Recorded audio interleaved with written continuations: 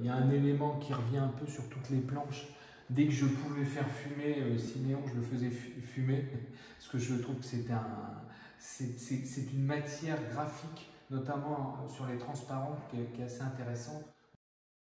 Il y a moins de transparence, on en verra sur d'autres, parce que justement on est sur du vide. Il y en a quelques-unes là, on voit le décor qui apparaît derrière, mais c'est vrai que c'est tout d'un coup, la fumée permet de donner de l'abstraction et de donner du mouvement. Donc en effet, les influences sur ce projet étaient multiples, mais il y avait un peintre que j'avais découvert quand j'étais étudiant, qui était Soutine, et qui travaillait justement sur la torsion des corps, il les torturait, sur la déformation, et du coup, ça a influencé naturellement la façon dont j'ai eu de traiter les personnages, mais la fumée me permettait aussi de sans tordre les décors, mais de donner tendre vers l'abstraction et de donner des mouvements de circulation de fumée et de tordre un peu les décors, quoi. Donc là, on est encore sur du lavis, donc il y a assez peu de transparence, on en voit ici, là.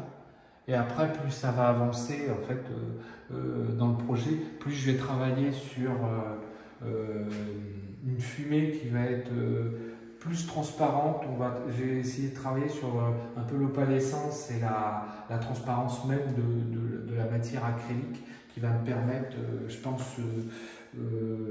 sur cette planche-là notamment, la fumée a été rajoutée un peu après. Et donc du coup, on voit un truc qui serpente un peu plus.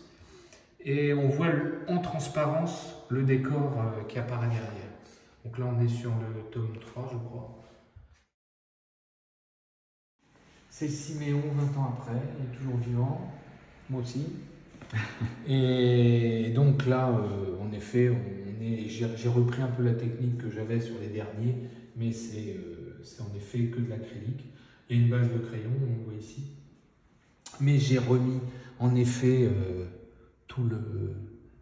toute la volute, là, tu vois, tu as un peu de transparence ici, ça a bavé un peu, et puis là, tu as toute la transparence en fait de l'acrylique que j'ai joué extrêmement humide pour avoir à la fois de la matière et quelque chose de vivant, quoi.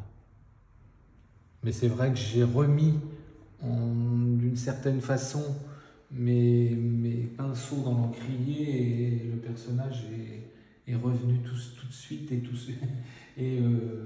avec enfin pour moi en tout cas avec un certain plaisir.